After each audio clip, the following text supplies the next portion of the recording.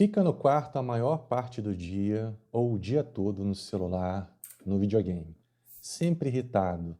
Se deixar, troca o dia pela noite, o almoço pela janta. O desempenho na escola é preocupante.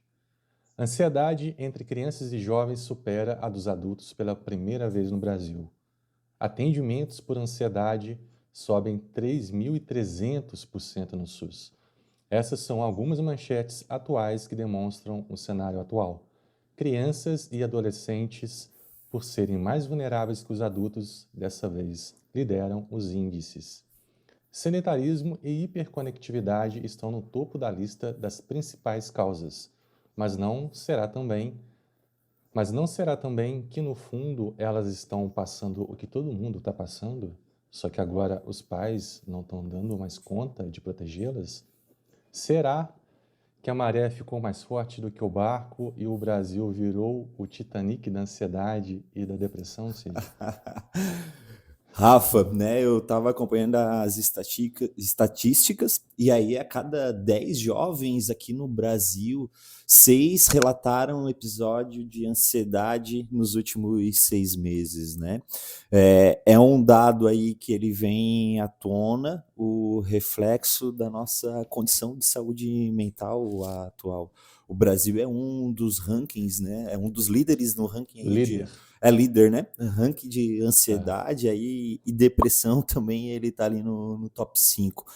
Então, Isso. são dados que eles estão vindo à tona, mas não quer dizer que eles nunca existiram, né? Eu costumo dizer aí que a ansiedade, ela sempre teve no mundo, só que aí, com tanto acesso à informação que a gente tem hoje, e depois da questão do Covid, que a própria saúde mental ela foi mais discutida, então isso está vindo mais à tona, né? Então, hoje no próprio consultório, a maior experiência prática que eu tenho clínica é com casos de ansiedade.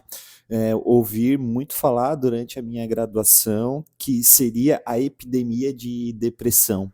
E naquele momento não era um contexto tão acentuado, ou se falava, né, da ansiedade. E hoje na minha prática clínica, da experiência, eu vejo que a epidemia, ela é da ansiedade, né?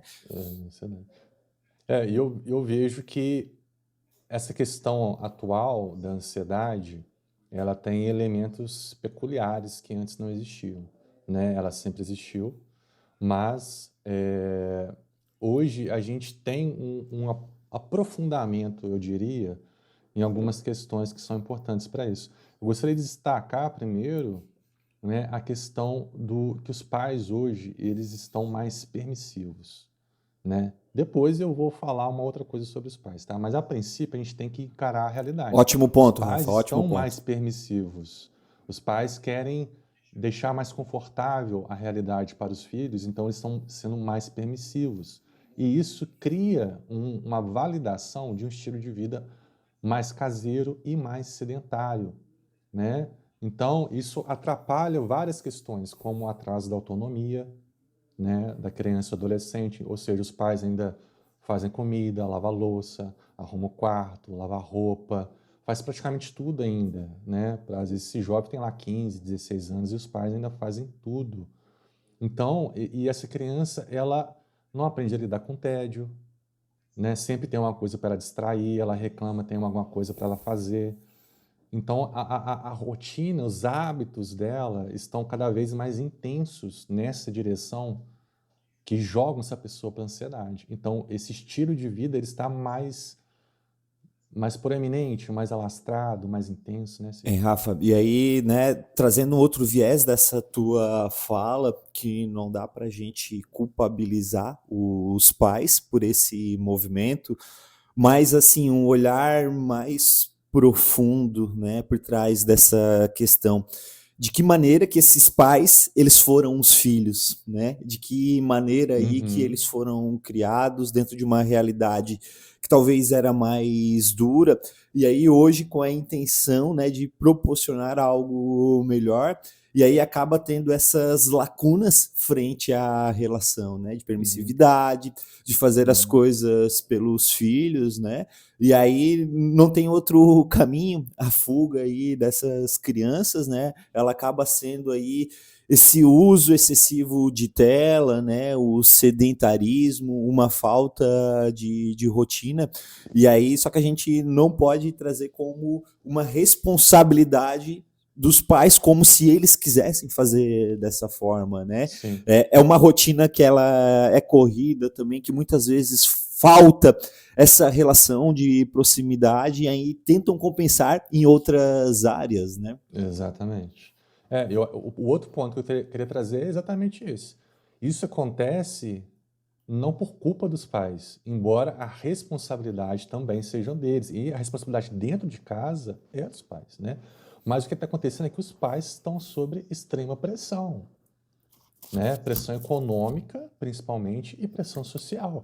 A gente sabe que a gente vive num momento de estabilidade econômica mundial. No Brasil, isso ainda é um pouco maior. E esses pais, hoje é comum pais trabalharem em 2 empregos, 3 empregos, né? Então falta esse tempo de qualidade com os filhos.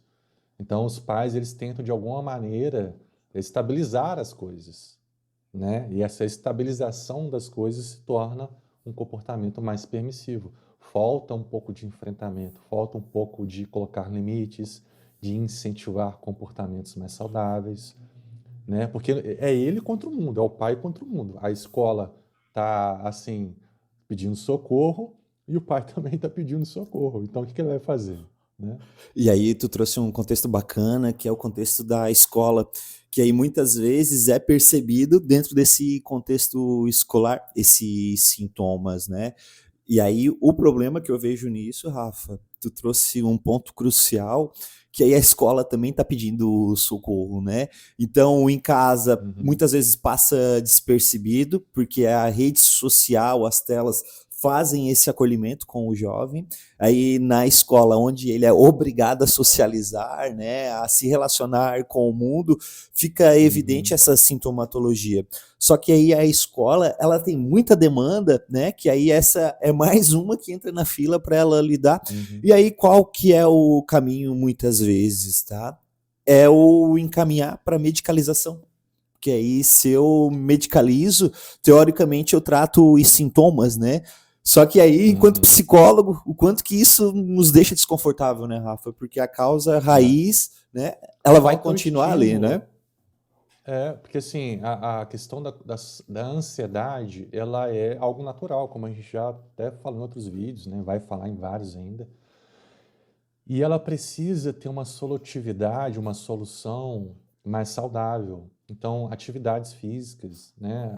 A questão do aumento da obesidade, ela está relacionada à ansiedade, porque as pessoas elas não estão mais praticando atividades físicas, estão ficando mais em casa, né? Na própria escola diminuiu as atividades físicas. Então, assim, precisa estimular esse vídeo, essa vida, esse estilo de vida um pouco mais ativo, né? E isso contém ansiedade, isso é um ponto para conter ansiedade, então atividade física. E a outra é essa questão de interação social, porque a gente não pode ficar toda hora remoendo nossos pensamentos, né? A gente precisa de dialogar com outras pessoas, a gente precisa de convívio social. Então, se essa criança está acostumada com muito celular, ela vai ter dificuldade de comunicar, ela vai ter dificuldade de expressar aquilo que ela está pensando. Aí, se ela chega em casa, ela fica o dia inteiro no videogame, no celular, ela vai ter dificuldade. Isso vai reforçando cada vez mais essa ansiedade, né? E aí tu traz um contexto que a gente precisa olhar, né? Que é o fator ambiente, o fator relacional, né? E aí com as pessoas, Uhum. a interação. entendendo que aí não é só uma causa interna também, né? Ele é Uhum. reflexo aí desse meio no qual ele está inserido, e aí essa inserção de uma outra maneira, ele entendendo que ele pode ser do jeito dele, né, nessas relações, é algo que tem que ser trabalhado, porque aí eu vejo que a busca pelo medicamento é como se fosse só para silenciar, é só para silenciar e É, não para trazer aqueles motivos a serem trabalhados, né? Todo mundo tem responsabilidade, mas eu vejo aí que é uma rotina engolindo todo mundo, então a busca é, pelo caminho mais fácil, pela solução mágica, né? é. Então é isso, né? A gente queria trazer para vocês aqui essa reflexão, né? Que vem aumentando muito, né? Pela primeira vez, os jovens e crianças ultrapassaram os adultos na questão da ansiedade. 3.300% de aumento no SUS a procura por tratamento sobre ansiedade, ou seja, isso é um fato, né? Então, a gente não veio com a intenção de assustar ninguém, mas de trazer luz a isso, né, Cid? Para as pessoas olharem isso, darem importância para isso e procurarem ajuda. Vamos conversar sobre isso.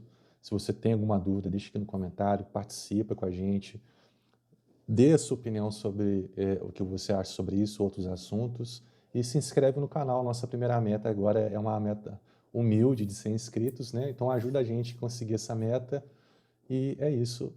É, até o próximo vídeo.